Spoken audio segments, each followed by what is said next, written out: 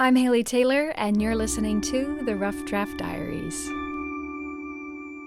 This is the 100th episode of the Rough Draft Diaries, and it's been hard for me to wrap my head around that. It feels like I just began this series a few months ago, and yet here we are, having aired 100 episodes over the course of 2 years. It's crazy. Since it is an anniversary, I have been looking back on past episodes of the RDD, and I've noticed how each story is a variation on a familiar theme. The common denominator between almost every episode of the Rough Draft Diaries has been the city of Toledo. And it was never planned that way. The show was always meant to travel around our broadcast area, which is Northwest Ohio and Southeast Michigan. But instead, a majority of Rough Draft Diaries guests have been individuals who have moved back home to Toledo, finding possibility after possibility with a drive to match their vision. I have been honored to meet these eager, confident game changers who have made their mark on the city of Toledo. But there is another voice I have met, one that is quiet and slightly less confident. It's the individuals who, if they're nominated for the show, believe they have nothing to talk about. And the fans of the show I have met who have shared their dreams and ideas with me, but who feel like they are stuck before the gap between where they are now and where they want to be. And since we've had just about 100 episodes on confident game changers, this episode is for the other half. Cool. All right. Just anytime. Yep, whenever you're ready. My name is Alex Goetz, and I'm a filmmaker in Toledo, Ohio, with goals of becoming a full-time wildlife filmmaker. I met Alex at a TEDx event in Toledo where he shared his story about becoming an award-winning documentary filmmaker, and I thought it was the perfect fit for this episode about minding the gap, and luckily Alex agreed.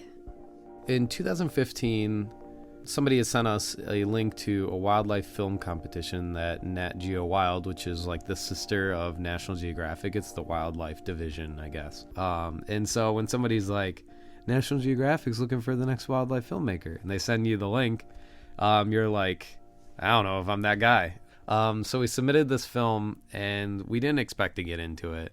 And then we got an email that we were finalists, and it was kind of mind-blowing because we didn't expect it at all. We go to the film competition in 2015 in Sun Valley, Idaho. We show our film to National Geographic people, and we find out that we didn't win. And I think that was kind of discouraging because it was kind of this moment where I'm like, this might actually happen. Like, maybe we're those guys. And when we were finalists and they picked the winner, who definitely, he deserved it. Like, he put together an awesome film, and he had this insane personality. Like, he was so overwhelming and passionate. When I saw that was what they wanted, I unfortunately immediately began comparing myself to that person and being like, I need to be like that or I'm not going to be able to win anything. And then when I wasn't able to like expel as much energy as this guy was putting out, I felt like I can't do it. Like, no one's going to want me as I am versus this guy. And it wasn't until about a week before their next film competition looking for the wildlife filmmaker, they did it in 2016 as well, that somebody's like, dude, why are you not doing this? Like, make a film, submit it, try again. And I'm like, they're not going to pick us again, but whatever. So I threw together a compilation of everything we've worked on in the past, submitted it, and we ended up getting in again. And this time we ended up winning, and it was awesome. And so it was kind of, there was a lot of, I think, creative doubt involved in the process of getting to that point. I just didn't think that we were what they were looking for. And so I think it wasn't until after this film competition that we ended up winning that I realized that I needed to define myself in a different way. And I think that's a lot of things that people in a creative world get stuck doing, is comparing themselves to what other people are doing. And I think it's important when you're starting out to like emulate and look at them, but not be that person. And so you can go and take inspiration from a radio host, or you can take inspiration from a filmmaker, but you don't have to be that filmmaker. There's already that one. We don't need another one. I think hearing no is always going to be really hard because it's so negative. I mean, you feel like somebody or multiple people don't want what you're doing. But I think then you just have to like kind of just suck it up and move forward, or else you're gonna like, it's gonna hold you back. There's so many people out there. I mean, even the city of Toledo, there's like 450,000 people in the city of Toledo. Like, you may hear no from a bunch of people.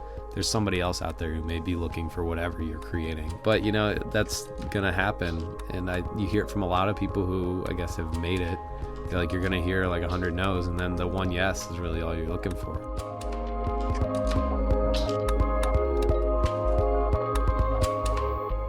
The reason I love Alex's story so much is because it's true for so many creative individuals, including how the production of the Rough Draft Diaries came about. I had about 60 no's before I was hired by WGTE, and even when I was hired, the show sat in pre-production for over a year before anything made it to the air. During that time, I was constantly questioning how I could speed up the process, or if I was in the right place, doing the right thing at the right time, and yet here we are, 100 episodes later. So again, this episode is not just for the people who have been on the show in the past, but it's for the people who have yet to be on the show, who haven't created their masterpiece yet, or haven't secured funding for that project they've been thinking about, or have yet to sit down and start that podcast you've been dreaming of.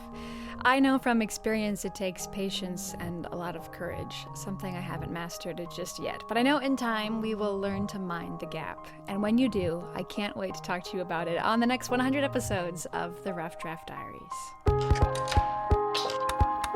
If you enjoyed Alex's story, I have an extra gift for you, actually 2 to be exact. On top of Alex's interview, I also interviewed Estar, Cohen, and Stanfa-Stanley about their creative process.